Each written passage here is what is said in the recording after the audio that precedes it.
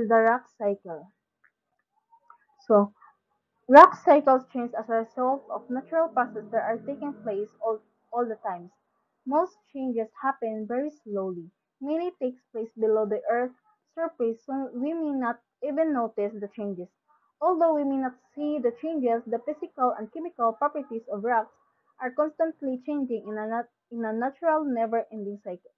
So, ang rock cycle is a continuous process that describes how rocks and transform and transform and destroy. So these processes are driven by a natural process that happens our planet and constantly happening without even noticing.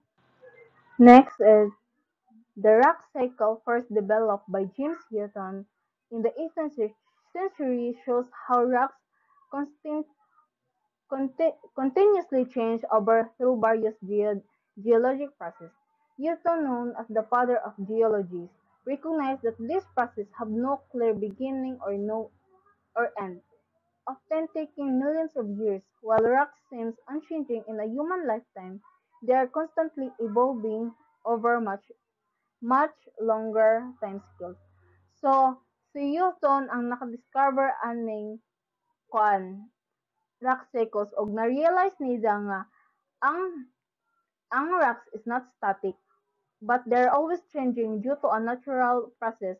This process take millions of years to complete. So need pa siya og million years para mo kuan siya para ma-complete ni nga process ning rock cycles. So ang rocks ang kuan how rocks change is ang rocks can change in a three main ways, which is the withering, metamorphism, and melting. So ang withering is breaking down into small pieces. So then ang metamorphism is changing form due to heat or pressure. Then ang melting is turning into liquid magma. So ang time scale, ang kwan nga na is these changes happen over very long time scale, much longer than human lifetime. So, ang kani gadud is mo gadud ni ang kuan ang tawag yun long na siya nga times kuan process mas ana gan diri is much longer than human lifetimes. Mas pinadugay gud ni siya makuan ni ang rock cycle. Then ang important thing aning rock cycles is help us understand help us understand the earth history and how our planet has changed over time. So importante gud ning kuan no kaning rock cycle kay para ma-understand nato ang atong earth history og how our planet change og unsa atong planet mag-change over time. So, the rock cycle has no beginning and no end. Rocks deep within the earth are right now becoming other types of rocks. Rocks at the rocks at the surface are laying in a place before they are next exposed to a process that will change them. So ang rock cycles have has no beginning and no end. Like makita nato unja sa nakay example ipakita unja nga always changing once the rocks are always changing but what's the beginning, what's the end. So ang ang rocks deep inside the earth are constantly being transformed into a new types of rocks. So then makita nato ang cycle. So mao na siya ang rock cycle. So ang cycle is never stop. Mao ganing gitawag cycle kay perminti ra siya kalibot. Always happening when rocks are constantly being formed, changed, and destroyed, only being formed again. So pag ang kwan is mag-form, mag-change, o mag-destroy din, balik na sad. Mobalik na sad sa isang process nga. Kuan mo gani isang gitawag og cycle kay kuan siya kaning permanente siya balik-balik ra ay isang process.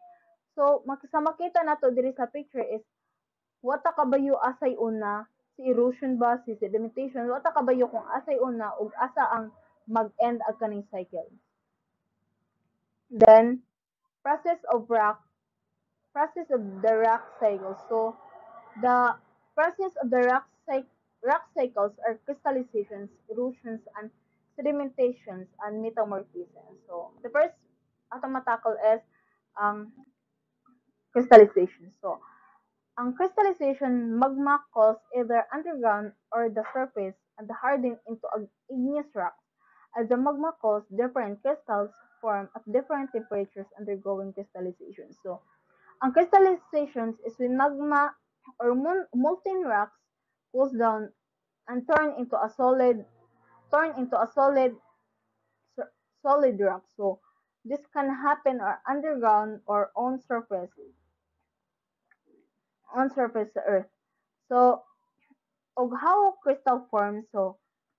Ang form ang ang crystal forms is as the magma cools, different minerals start to come together and form crystals. So this happens at the different temperatures. So ang kaning crystal form is magkuan na sila sa lain nga temperature. So factors kuan the cooling process can be affected by temperatures or how fast or slow the magma cools or unsa ka paspas or unsa ka hinay ang magma mo cools. Then ang pressure is how much pressure is on the magma or unsa ka mama then ang composition. So what what minerals are in the magma. So next is kuanda. The resulting rock. So the resulting of rock that forms depends on how magma cools and what minerals are present. For example, what minerals are present. So example is cooling can form big crystals and coarse rocks. So slowly cooling, di ba mo na dito sa di ba intrusive igneous rock pag once nga ang magma is once the slowly cooling mag-form na siya into a big crystals then ang kuan ang extrusive igneous rock is same maghapon sa nga pag hinay ag mo kuan hinay ang cooling sa magma is mag-kuan siya og mag mag-form siya into a small crystals. So then so when erosion and sedimentation. So erosion is the wearing away of rocks, soil or lands by natural forces like water, wind or ice. It changes the landscape and can shape new landforms over time. So ang erosion is mao na ang pagkasira o pag like kana bitong pagguho sa mga lupa kay tungod sa forces sa tubig, og magka-form sila into new landforms over time. So ang sedimentation is mao na sila is the process of particles accumulate accumulating on new locations, often the bottom of a body of waters. So it can form a new layer over time. So ang ang sedimentation is proseso ng pag-ayos at pag-iipon ng mga particle or latak ng isang bagong lugar.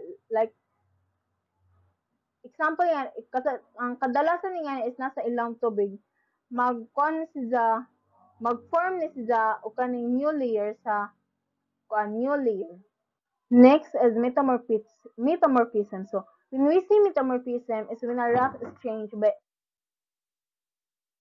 pressure inside the earth but doesn't melt. So, kuan ang what kaning ko yan is the rock minerals or textures can be changed creating a new type of rock called metamorphic rock. So, di ba nakuan na to nga ang causes aning metamorphisms can be occur due to movement of earth crust, mountain building and contact with hot rocks and magma. So example yan is ang marble from ang marble turns into a limestone. So, kuan niya na siba kay tungod ing aning tungod sa pressure og heat kay mag-change siya into a solid rock but dili siya mo melt but doesn't melt. So that's all. Thank you. So here are my reference and thank you for listening.